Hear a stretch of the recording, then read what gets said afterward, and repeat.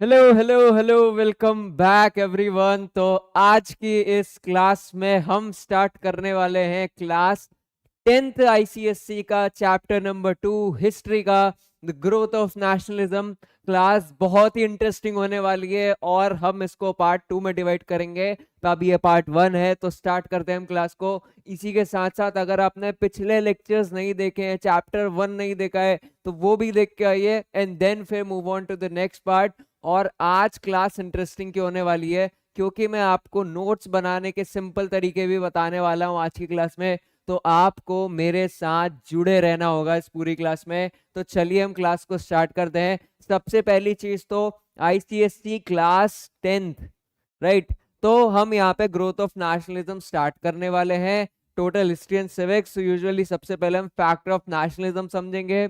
उसी के साथ साथ कुछ पॉलिसीज जो स्टार्ट की गई थी गवर्नर के द्वारा, वाइस रॉय के द्वारा, तो यहाँ पे वो हम चीजें देखने वाले हैं। उसी के साथ साथ कुछ रिफॉर्म्स मूवमेंट, और आखिरी में हम कांग्रेस को भी डिस्कस करने वाले हैं, बट वो नेक्स्ट पार्ट में डिस्कस करेंगे। आज फिलहाल हम सबसे पहले नेशनलिज्म देखते हैं कि भाई नेशनलिज्म क्या होता है। अब इसकी सीधी सी डेफिनेशन यहाँ तो लिखा रही है, nationalism refers to a feeling of oneness and common consciousness that develops among people live in a common territory where the share. तो क्या लिखा है, ये क्या मतलब हुआ, लिखा तो है पूरा इंग्लिश में। भाई देखो, नेशनलिज्म का सीधा सा मतलब ये होता है कि देशभक्ति की भावना, मेरे अंदर मेरे देश को लेके एक भावना है जो कि अच्छी है, और कहीं ना कहीं सभी देशवासियों के अंदर वो चीज है। अब देखो, नेशनलिज्म का कंसेप्ट सीधा सा है कि मेरी पर्टिकुलर एक कॉमन टेरिटरी है, ठीक है। मैं हूं, आप हो, आप कोई और वीडियो देख, कोई जो भी आपके आसपास है, ठीक है। We are lives in India, ठीक है। तो हम यहाँ पे देखते हैं कि हम कुछ सेम कल्चरल वैल्यूज फॉलो करते हैं। उसी के साथ साथ हम यहाँ पे ट्रेडिशंस भी कुछ सेम फॉलो करते हैं, ठीक है। मोस्ट ऑफ द फेस्टिवल हम लोग साथ में मनाते हैं, कोई कल्चर हम लोग साथ में सेलिब्रेट करते हैं, बर्थडेज हो गया या फिर कोई भी चीज हो गई, या फिर हमारा इंडिपेंडेंस डे हो गया, रिपब्लिक डे हो गया, गांधी जयंती हो गांधी जयंती हो गई। तो यहाँ पे क्या देखने को मिलता है, एक सेम कल्चर एनर्जी कहीं ना कहीं देखने को मिलती है। उसको हम क्या कहते हैं, नेशनलिज्म कहते हैं। कि भाई देशभक्ति की भावना क्या हो जाएगी, नेशनलिज्म की फीलिंग हो जाएगी। अब ये नेशनलिज्म की फीलिंग आई कहाँ से, ये कैसे आया, ये मतलब ये कहाँ से एक दिमाग में आया कि भाई नेशनलिज्म करके भी कोई चीज होती है। तो भाई देखो, अगर आपने पिछला चैप्टर अगर नहीं पढ़ा है तो पहले वो पढ़िए, ठीक है। और अगर पढ़ लिया है तो अब मेरी बात सुनिए। देखो, पिछले चैप्टर में हमने देखा था कि कैसे फर्स्ट रिवॉल्ट ऑफ इंडिपेंडेंस 1857 वाला जो चैप्टर था, वहां पे कैसे लोग जागरूक हुए थे और देश आजाद करने के लिए कैसे लोग रिवोल्ट कर दिए थे जगह जगह पे। और वहां पे हमें देखने को मिलता था एक नेशनलिज्म का सीड, कहीं ना कहीं हमें देखने को मिला था। तो आप देखोगे कि ये आज पर्टिकुलर 2026 की बात नहीं है, ठीक है। ये आज से 200-250 साल पहले से ही कहीं ना कहीं ये है कि भाई नेशनलिज्म, क्योंकि हमें ब्रिटिशर्स ने जब कंट्रोल करके रख रखा था, हमारे ऊपर आ गए थे रूल करने, तो यहाँ पे लोग जो है धीरे धीरे करके लोगों को समझ आने लगा था, लोग फ्रस्ट्रेट होने लगे थे, लोग परेशान होने लगे थे, इंडियन पीपल्स। क्योंकि यहाँ पे हमें देखने को मिलता है उनकी तरफ से, ब्रिटिशर्स की तरफ से एक दबाव इंडियन पीपल्स पे। तो यहाँ पे हम ये चीज देखते हैं कि एक नेशनलिज्म की कहीं ना कहीं फीलिंग जो है, भावना जो है, वो क्या है, बढ़ती जा रही है इंडियंस के अंदर। तो ये आज का टॉपिक नहीं है, ठीक है। ये आज से कहीं साल पहले का टॉपिक है, ठीक है। आपके ग्रैंड पेरेंट्स भी कहीं ना कहीं उस टाइम रहे होंगे, तो वहां पे हमें देखने को मिलता है। इसी के साथ साथ आप 19 सेंचुरी में देखोगे तो लोग क्या थे, लोग इवॉल्व होने लगे थे, मतलब उनकी फीलिंग्स इवॉल्व होने लगी थी। लोग समझने लगे थे कि यार ये बाहर के लोग हैं, दे आर जस्ट कंट्रोलिंग अस, ये कहीं ना कहीं हमारे इंडिया को एक्सप्लॉइट कर रहे हैं, हमें एक्सप्लॉइट कर रहे हैं, रिसोर्सेज को एक्सप्लॉइट कर रहे हैं। तो वहां पे लोगों के अंदर क्या फीलिंग्स जागने को मिली, नेशनलिज्म की फीलिंग। ओके, इसी के साथ साथ आप देखोगे कॉमन आइडेंटिटी। ब्रिटिशर्स क्या करते थे, कंपेयर करते थे कहीं ना कहीं इंडियन पीपल्स और ब्रिटिश पीपल को, और दे वांट कि ब्रिटिश पीपल हमेशा सुपीरियर रहे और इंडियन पीपल हमेशा नीचे नीचे नीचे नीचे दबता रहे। तो यहाँ पे कहीं ना कहीं ऐसी पॉलिसीज उन्होंने, बहुत क्रूर पॉलिसीज जो लेके आए थे गवर्नर जनरल, तो वो भी हम अभी डिस्कस करने वाले हैं। तो यहाँ पे एक देखने को मिलता है कि भाई वो मिल बांट के रहने की बात तो बिल्कुल नहीं कर रहे थे। यहाँ पे कहीं ना कहीं वो लोग बहुत सारी चीजों का मिसयूज कर रहे थे। तो आप ये चीज को समझ सकते हो। उसी के साथ साथ अपोजिशन टू ब्रिटिशर्स, कहीं ना कहीं आप देखोगे फ्रीडम स्ट्रगल जो मूवमेंट थे या फिर ये 1857 का रिवोल्ट था, उसके साथ साथ बहुत सारे छोटे छोटे अपराइजिंग्स हमें इंडिया में देखने को मिलते हैं। तो ये सब क्या है, कहीं ना कहीं एक नेशनलिज्म की भावना है कि भाई हमें हमारे तरीके से रहने दो, आप लोग हमें रूल करना मत सिखाओ, मतलब अब आप हमें तरीका मत सिखाओ। ठीक है, आपकी कुछ चीजें कहीं ना कहीं अच्छी रही होंगी, but maximum time you are just discriminating us. तो यहाँ पे ये कहीं ना कहीं लोगों के मन में एक परसेप्शन बन जाता है कि भाई हमें तो आजाद होना है, और ये क्या हो जाती है, नेशनलिज्म की फीलिंग कहीं ना कहीं हो जाती है। ओके, तो सबसे पहले वी सॉ कि नेशनलिज्म क्या होता है। आई होप आपको समझ आया होगा कि नेशनलिज्म की फीलिंग क्या होती है, नेशनलिज्म कैसे आया, उसके पीछे की कहानी क्या थी, तो ये चीज आपने समझ ली होगी। A factor leading to the growth of nationalism, कैसे लोगों के अंदर नेशनलिज्म की भावना यहाँ पे बढ़ी। सबसे पहला, political unity. British rule United India under single administration, legacy system and governance, creating a common political identity. हम यहाँ पे देखते हैं कि भाई जो पॉलिटिकली आइडेंटिटी थी, मतलब जो ब्रिटिशर्स थे वो क्या कर रहे थे भाई, सबसे पहली चीज तो ये कि दे आर द सुपीरियर्स, उनको ऐसा लगता था कि वही सुपीरियर्स हैं। और यहाँ पे कहीं ना कहीं वो क्या कर रहे थे, अलग अलग प्रोविंस में बांट दे रहे थे। और फिर वहां पे आप देखोगे कि अलग अलग गवर्नर जनरल थे या फिर पर्टिकुलर स्टेट का गवर्नर जनरल हुआ करता था। तो आप यहाँ पे देखते हो कि कैसे वो लोग पॉलिटिकली भी एक्टिव थे पूरे इंडिया में। इकोनॉमिक एक्सप्लॉइटेशन, ये हम पहले बहुत बार डिस्कस कर चुके हैं कि वो लोग कैसे वेल्थ को ड्रेन कर रहे थे इंडिया से, कैसे वो लोग यहीं का रेवेन्यू कलेक्ट कर रहे थे, और उसी के साथ साथ उसी रेवेन्यू से यहीं से रॉ मटेरियल खरीद रहे थे, और जाके फिर क्या कर रहे थे, ब्रिटेन एक्सपोर्ट कर दे रहे थे। और कहीं ना कहीं यहाँ पे इंपोर्ट ड्यूटी भी उन्होंने बंद कर रखी थी, ताकि उनका जो भी जहाज आए यहाँ पे उन पे कोई इंपोर्ट ड्यूटी ही ना लगे। तो आप देखते हो कैसे वो लोग इकोनॉमिकली हमें एक्सप्लॉइट कर रहे थे। British economic policy ruined Indian industries, imposed heavy taxes and drained India's wealth, creating widespread discontent। तो आपको देखने को मिलता है कि कैसे उन्होंने वेल्थ को कहीं ना कहीं ऐसा कर दिया था कि हमारी जो थी वेल्थ कहीं ना कहीं खत्म होती जा रही थी। They are become powerful, rich, और वगैरह वगैरह चीजें हमें यहाँ पे देखने को मिलती है। तो economically exploitation, drain of wealth जो थ्योरी है वो दादा भाई नौरोजी ने दी है, तो वहां पे भी हमें समझने को मिलता है कि कैसे वो लोग इकोनॉमिकली हमें एक्सप्लॉइट कर रहे थे। वेस्टर्न एजुकेशन, अब देखो वी आर ऑल्सो, अभी भी हम भी वेस्टर्न एजुकेशन ही तो पढ़ रहे हैं, राइट, मतलब आईसीएसई स्कूल्स में, कॉन्वेंट स्कूल्स में।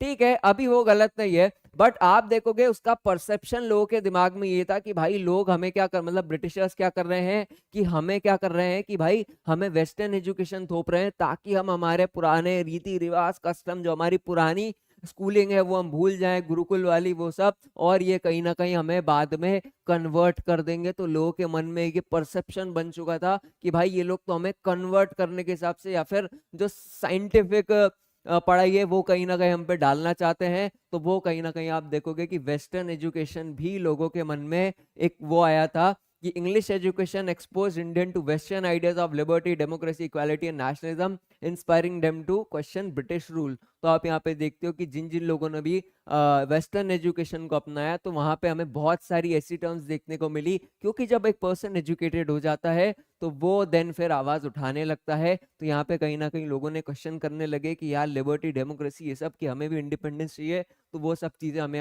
यहाँ पे देखने को मिलती है। रोल ऑफ द प्रेस, अब role of the press, mostly time ये लोग क्या करते थे, सेंसरशिप लगा देते थे। ठीक है, कि प्रेस में कुछ नहीं लिखना है, हमारे खिलाफ उल्टा सीधा नहीं लिखना है। आप जो प्रेस चला रहे हो, इंडियंस लोग जो प्रेस चला रहे हो, कोई बंगाली हो गया या फिर कोई आपका बॉम्बे से हो गया, तो यहाँ पे आप देखते हो कि बहुत सारे न्यूज़पेपर्स उस टाइम निकालने लगे थे लोग, तो उन पे कहीं ना कहीं सेंसरशिप कहीं ना कहीं लगा देते थे कि आप हमारे खिलाफ कुछ नहीं बोलोगे। तो रोल ऑफ प्रेस भी कहीं ना कहीं, बट यूजुअली जो भी अखबार चलते थे लोग उससे पढ़ते थे, अवेयर होते थे। तो आप देखोगे कि न्यूज़पेपर माने प्रेस भी एक कहीं ना कहीं रीजन था लोगों के इवॉल्व होने का। तो this is the fourth point, social and religious reforms. तो क्या हुआ कि usually reform movements united Indians and help remove division based on caste, religion, gender, strengthening national unity. आपने देखा 1857 के रिवोल्ट में जो पीपल से belongs to Muslim and Hindu, तो यहाँ पे आप देखोगे कैसे दोनों साथ में आए थे। और यहाँ पे हमें देखने को मिलता है कि कैसे reform, social reform movements India को, इंडियंस को यूनाइट करने का काम किया। और यहाँ पे आप देखोगे कि सोशल और रिलीजियस रिफॉर्म्स में से भी कैसे हमें एक नेशनलिज्म की फीलिंग कहीं ना कहीं लोगों के अंदर जागने को देखती है। रेशियल एरोगेंस ऑफ ब्रिटिश, तो मैं ऑलरेडी ये चीज तो बता ही चुका हूँ कि कैसे ब्रिटिशर्स लोग कहते थे कि यार हम सुपीरियर है, और वो लोग दबाने की कोशिश करते थे कहीं ना कहीं इंडियंस को। तो आप यहाँ पे देखते हो कि उनका जो एटीट्यूड था टुवर्ड्स इंडियंस, तो वो कहीं ना कहीं अच्छा नहीं था। इसकी वजह से लोगों को भी लगता था कि यार ये तो बेकार लोग हैं, और उनके मन में नेशनलिज्म की फीलिंग कहीं ना कहीं ग्रो होती थी। यूजुअली इसको अगर आप कहानी को एकदम डीप से कनेक्ट करोगे, घर से, अगर घर से नहीं तो स्कूल से कनेक्ट करोगे, तो कभी कभार आपको बुली किया जाता होगा या फिर आप किसी को बुली करते होगे, तो यहाँ पे हमें एक परसेप्शन बन जाता है कि यार ये लड़का तो बुरा है या फिर ये ऐसा है, ठीक है। तो यहाँ पे ये चीज हमें देखने को मिलती है। तो क्या फैक्टर्स थे ग्रोथ ऑफ नेशनलिज्म के, we discussed, I hope you understand. और अगर कोई डाउट हो तो let me ask in the comment section. Okay, अब सबसे पहली चीज तो हम यहाँ पे एक नाम देखते हैं, लॉर्ड लिटन। अब भाई लॉर्ड लिटन कौन है? गवर्नर जनरल्स के नाम सुने हैं? गवर्नर जनरल में एक नाम था आपका लॉर्ड लिटन करके, ठीक है। बट आफ्टर 1857 के रिवोल्ट के बाद हमें यहाँ पे देखने को मिलता है कि जो गवर्नर जनरल्स की पोस्ट थी उसको क्या कर दिया था, क्वींस प्रोक्लेमेशन एक्ट में उसको वाइसरॉय का टाइटल कहीं ना कहीं दे दिया था। तो लॉर्ड लिटन क्या हो गए यहाँ पे, वाइसरॉय हो गए। अब यहाँ पे हमें इनकी कुछ पॉलिसीज देखने को मिलती है। अब सबसे पहली चीज तो लॉर्ड लिटन ने ऐसी ऐसी पॉलिसीज लगाई थी जो इंडियंस को कहीं ना कहीं और नीचे की तरफ ढकेलती जा रही थी। और अगर मैं वाइसरॉय की बात करूं तो ये सबसे खराब वाइसरॉय कहीं ना कहीं था, लॉर्ड लिटन करके नाम है। तो यहाँ पे हम सबसे पहले इनकी एक पॉलिसी देखते हैं, वर्नाकुलर प्रेस एक्ट। अब इसमें क्या होता है कि जो इंडियन लैंग्वेज के जो न्यूज़पेपर थे ना, उनको ये कहीं ना कहीं सप्रेस करना चाहते थे, खत्म करना चाहते थे, उनकी आवाज दबाना चाहते थे। तो वर्नाकुलर प्रेस एक्ट में क्या था कि भाई अगर कोई भी इंडियन न्यूज़पेपर है वो हमारे खिलाफ लिख रहा है तो मत लिखो, नहीं तो तुम्हें जेल में डाल देंगे बिना ट्रायल के, ये सब चीजें यहाँ पे कर रहे थे। तो वर्नाकुलर प्रेस एक्ट में क्या होता है, कोई भी Indian language newspaper that were criticising British rule, बाकी it was written repealed by Lord Ripon. Lord Ripon ने क्या किया, इसको बाद में बंद कर दिया था। बट यूजुअली क्या हो रहा था, आप इंडियन लैंग्वेज न्यूज़पेपर्स को यहाँ पे ये लोग कहीं ना कहीं सप्रेस कर रहे थे, एक आवाज को कहीं ना कहीं बंद कर रहे थे। क्योंकि उस टाइम ऑफकोर्स सी बात है, ट्विटर होता नहीं था। अब जैसे आज ट्विटर पे भी ट्वीट, कोई भी दिक्कत आती है ट्वीट कर देते हैं, इंस्टाग्राम पे कर देते हैं, व्हाट्सएप, फेसबुक। तो ये क्या होता है, एक कहीं ना कहीं अपन जो सोशल मीडियाज के थ्रू कहीं ना कहीं क्या करते हैं, आवाज अगर कुछ गलत होता है तो उठाते हैं। बट पहले क्या होता था, पहले तो ये सब ऑफकोर्स नहीं था, होता तो ये लोग आजादी की लड़ाई लड़ ही नहीं पाते, दिन भर स्क्रोलिंग करते रहते हैं, ठीक है। तो जोक से हटके, बट यहाँ पे क्या न्यूज़पेपर ही कहीं ना कहीं एक रोल प्ले था। तो न्यूज़पेपर क्या था, उसकी भी ये लोग आवाज दबाने लग गए थे। वर्नाकुलर प्रेस एक्ट 1878 ईयर याद रखना, एमसीक्यू में आ जाता है। आर्म्स एक्ट क्या था भाई, आर्म्स एकेडमी से आर्म्स एक्ट रिलेट कर सकते हो, ठीक है। तो यहाँ पे आप देखोगे कि भाई कोई भी बिना लाइसेंस के हथियार नहीं रख सकता है, जबकि यूरोपियंस को अलाउड था। तो आप देखोगे Indians were forbidden for keeping arms without a licence, European were exempt, created deep resentment amongst Indian. तो भाई ऐसी चीज है कि हम तो हथियार नहीं रख सकते, मतलब इंडियंस तो हथियार नहीं रख सकते बिना लाइसेंस के, बट ब्रिटिशर्स रख सकते हैं बिना लाइसेंस के। उनके पास कोई भी गन हो गया, फिर कोई ऐसा गन हो गया, फिर पिस्टल हो गई, या फिर शॉर्ट गन वगैरह जो भी हो गई, ठीक है। तो यहाँ पे हमें देखने को मिलता है कि आर्म्स एक्ट 1878, तो ये लोग कैसे इंडियंस को बिना लाइसेंस के गन वगैरह नहीं रखने दे रहे थे, कोई आर्म्स हथियार नहीं रखने दे रहे थे। बट वहीं रेदर देन आप देखोगे तो यूरोपियंस लोग, ब्रिटिश लोग कैसे वहां पे अपने पास हथियार रख सकते थे, उनको परमिशन थी। तो ये कहीं ना कहीं आर्म्स एक्ट हो जाता है 1878 का। Age reduction for ICS, Indian civil services, ठीक है। बहुत लोगों का टारगेट होगा इंडियन सिविल सर्विसेज में जाने का, यूपीएससी क्रैक करने का, या फिर आपकी कोई स्टेट पीसीएस क्रैक करने का। तो यहाँ पे आप देखोगे कि जो एज थी उसको कम कर दी भाई, 21 से 19 साल। मतलब 19 साल का बच्चा, मतलब 19 साल में तो ऑफकोर्स बच्चे ही होते हैं, तो क्या होता है कि 19 साल का 21 साल की जो एज थी वो घटा के कम कर दी 19। तो आप देखोगे कैसे यहाँ पे एज रिडक्शन कर दिया इतनी बड़ी एग्जाम को लेके।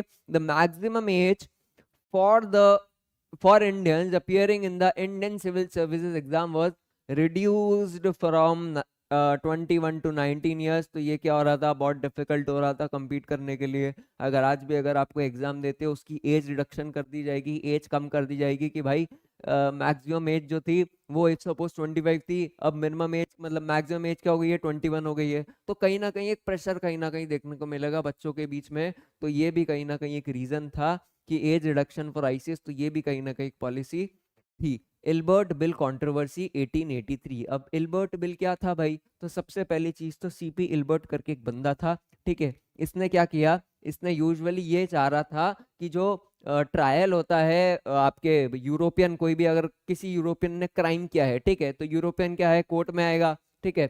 और जो जजेस बैठे होंगे, ठीक है, जो कोर्ट में जजेस बैठे होंगे, तो वहां पे क्या कुछ जजेस ब्रिटिश होते हैं और कुछ जजेस क्या होते हैं, इंडियंस भी होते हैं।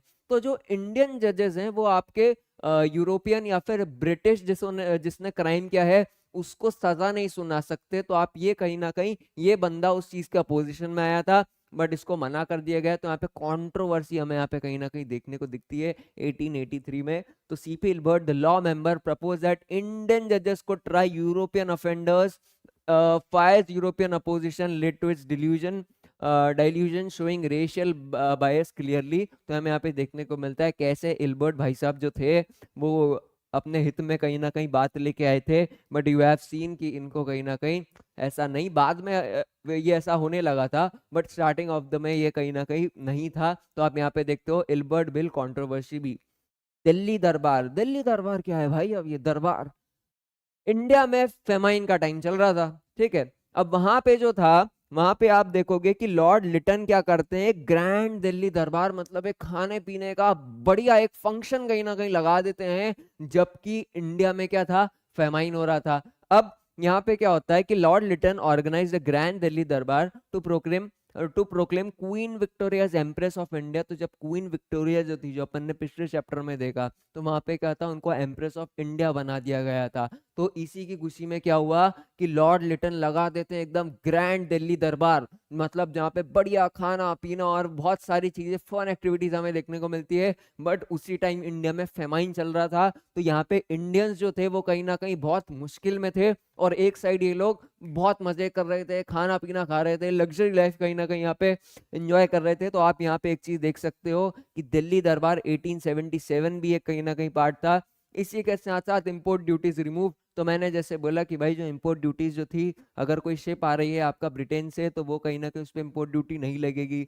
इंपोर्ट ड्यूटी क्या होता है कि अगर कोई भी मैंने बाहर से सामान मंगाया है, ठीक है, आउट ऑफ इंडिया से, तो वो क्या है, शिप के थ्रू आएगा, ठीक है। अब वहां पे क्या होगा, एक इंपोर्ट ड्यूटी कहीं ना कहीं मुझे देनी पड़ेगी, मतलब पर्टिकुलरली देनी पड़ेगी। तो वो कहीं ना कहीं इन्होंने हटा दी। तो अगर इंपोर्ट ड्यूटी हटा दी तो क्या हो गया, इनका सामान यूजुअली और इनके ऊपर पैसों का बर्डन कम हो गया। तो यहाँ पे कैसे हमें देखने को मिलता है कि Lord Lytton removed import duties on British goods entering India, ruining Indian textile industries, increasing economic hardship on the masses. तो ये कहीं ना कहीं यहाँ पे एक ड्रेन ऑफ वेल्थ वाली कहीं ना कहीं प्रॉब्लम है। तो आप देखोगे कैसे जो थी अपने लॉर्ड लिटन की कुछ पॉलिसीज, क्रूर पॉलिसीज यहाँ पे, तो आप देख सकते हो कि कुछ पॉलिसीज हमने डिस्कस करी है। तो चलिए हम बढ़ते हैं आगे।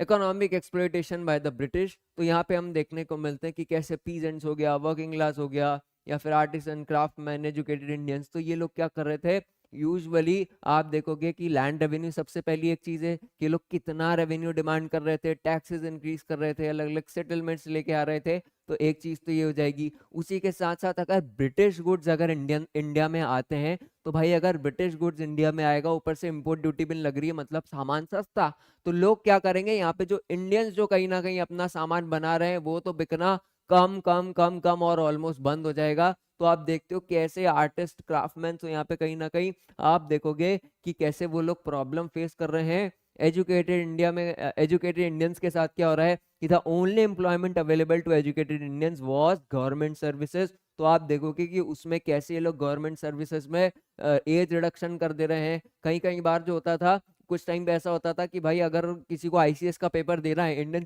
सिविल सर्विस का पेपर देना है, तो वो जाएगा लंदन में देने। भाई सेंट्रल लंदन में आ रहे हैं, आप सोचो, अभी तो अपन क्या कि अपने एरिया में सेंटर चूज कर सकते हैं, अपने मतलब स्टेट में कहीं ना कहीं चूज कर सकते हैं, मतलब वी हैव अभी तो है, मतलब बहुत सा सफिशिएंट। बट आप उस टाइम पे देखो कि अगर आपको पेपर देने जाना है तो लंदन जाना पड़ेगा भाई पेपर देने। तो आप सोचो किस लेवल की यहाँ पे हमें चीजें देखने को मिल रही है, और कैसे ये लोग हमें इकोनॉमिकली भी एक्सप्लॉइट कर रहे हैं। इसी के साथ साथ रेवेन्यू टैक्सेस हो जाता है, लैंड रेवेन्यू टैक्सेस, जिससे कहीं ना कहीं पीजेंट्स वगैरह, फार्मर्स वगैरह बहुत ज्यादा परेशान थे।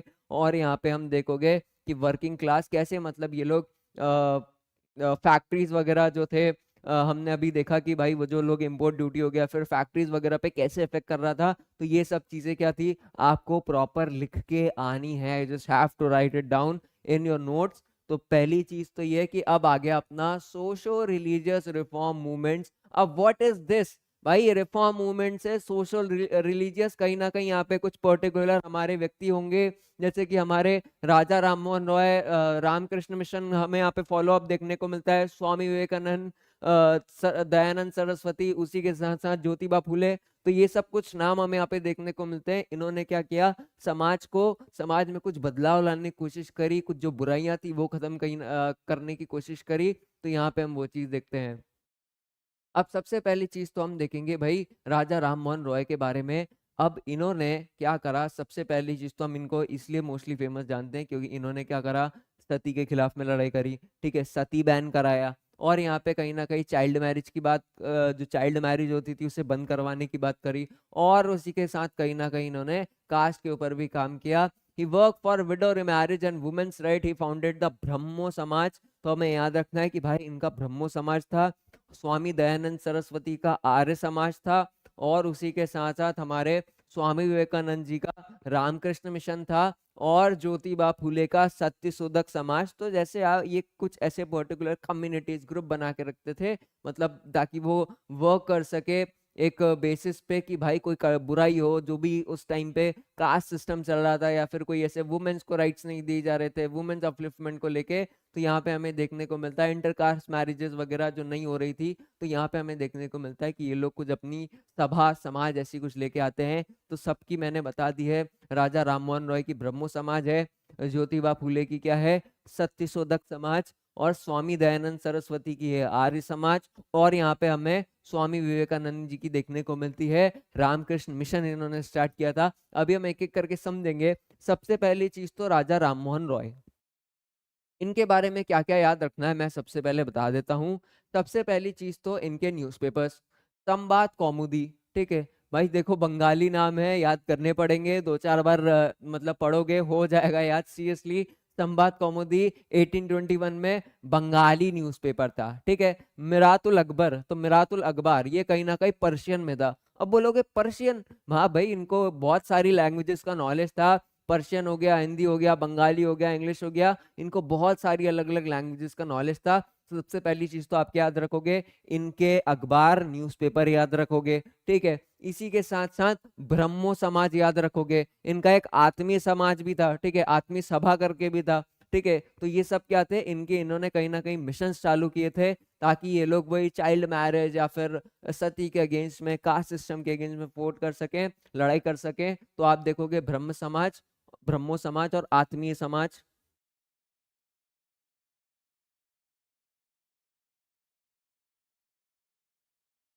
इनकी एक बुक भी थी, अ गिफ्ट ऑफ मोनोथिज्म। अब सबसे पहली चीज तो भाई मोनोथिज्म क्या होता है, मोनोथिज्म का मतलब होता है, मोनो माने क्या, एक, ठीक है, तो ये तो पता है। मोनोथिज्म मतलब कि एक ही भगवान को फॉलो करना है, और ये कहीं ना कहीं पर्टिकुलरली आइडल वर्शिप और इन सब में नहीं मानते थे, ये कि अगरबत्ती लगाना, दीपक लगाना, ये सब इनमें नहीं मानते थे। ये ध्यान, मेडिटेशन, चैरिटी, मतलब सो मोरल वैल्यूज, इन पे ज्यादा फोकस करते थे। और इनकी जो पर्शियन किताब थी, मतलब द गिफ्ट ऑफ मोनोथिज्म, वो इसी के ऊपर थी। अभी मैं आपको एक चीज बताता हूँ कि भाई ऐसे आपको लिखना है। सबसे पहली चीज तो एक शॉर्ट नोट कहीं ना कहीं आप बनाओगे, सबसे पहले आप डालोगे यहाँ पे टॉपिक, ठीक है, राजा राममोहन रॉय हो गए, ठीक है। इसी के साथ साथ आप यहाँ पे देखोगे कि इनकी एक बुक थी, 1809 में इनकी बुक थी, अ गिफ्ट ऑफ मोनोथिज्म, जो पर्शियन लैंग्वेज में थी, तो ये बात याद रखना है। फिर उसके बाद 1814 में क्या हुआ, इन्होंने आत्मी सभा स्टार्ट किया, जो आइडल वर्शिप को मना करता था, तो ऐसे आगे क्रॉस मैंने लगा दिया है। ऐसे कहीं ना कहीं छोटे छोटे नोट्स, ये सिर्फ मैं शॉर्ट में लेके आया हूँ कि भाई ऐसे तुम बना सकते हो यहाँ पे। फिर उसके बाद अगर याद करना है तो भाई 14 का डबल कर दो 28 हो जाएगा, ब्रह्मो समाज आ गया, ठीक है। उसके एक ही साल बाद सती बैन करा दिया। सती बैन किसके साथ कराया? तो विलियम बेंटिक उस टाइम पे थे गवर्नर जनरल, तो उनके साथ मिलके क्या हुआ, 1829 में इन्होंने सती को भी बैन करा दिया। तो ये चीज आई होप आपको समझ आई होगी। और अगर हम अब यहाँ पे ज्योतिबा फूले की बात करेंगे तो ये कहीं ना कहीं वुमेन अपलिफ्टमेंट की बात करते हैं। वैसे ये थे लोअर कास्ट से, बट ये कहीं ना कहीं आप देखोगे कि ये वुमेन अपलिफ्टमेंट की बात करते हैं, कास्ट क्रीड सिस्टम को खत्म करने की बात करते हैं। और तो यहाँ पे हमें देखने को मिलता है ज्योतिबा फूले, ये उनके लिए भी मैं लेके आया हूँ। गर्ल्स स्कूल इन्होंने ओपन करा। इनकी वाइफ जो थी सावित्री बाई फूले, तो 1851 में इन्होंने सावित्री बाई फूले के साथ मिलके गर्ल्स स्कूल की ओपनिंग करी, जो कि था पुणे में, मतलब पुणे में इन्होंने स्टार्ट किया था। उसी के साथ साथ 1854 में हमें ऑर्फनेज फॉर विडोज, एक प्राइवेट ऑर्फनेज देखने को मिलता है जो विडोज के लिए था। और यहाँ पे 1873 में इनका सत्यशोधक समाज जो था वो इन्होंने स्टार्ट किया था। ये कहीं ना कहीं वुमेन अपलिफ्टमेंट की बात करते थे, और यहाँ पे कहीं ना कहीं गर्ल्स एजुकेशन और मतलब एजुकेट करने की यूजुअली ये बात करते थे। इनकी एक किताब भी थी गुलामगिरी करके। हाँ, तो यहाँ पे ये देख सकते हैं कि भाई ये कैसे मतलब कास्ट सिस्टम के अगेंस्ट में थे। उसी के साथ साथ 1851 में इन्होंने अपनी वाइफ के साथ सावित्री बाई फूले के साथ मिलके क्या स्टार्ट किया था, एक गर्ल्स स्कूल, पहला गर्ल्स स्कूल स्टार्ट किया था। सत्यशोधक समाज हमने पढ़ा, जो कि कहीं ना कहीं एजुकेशन प्रमोट करता है और equal rights for lower caste women, तो ये कहीं इक्वल राइट्स की बात करता है लोअर कास्ट पीपल को लेके। उसी के साथ साथ इनकी जो फेमस किताब है गुलामगिरी, तो गुलामगिरी भी इन्होंने लिखी हुई है। तो राइटर का नेम आ सकता है कि भाई गुलामगिरी किसने लिखी है ना।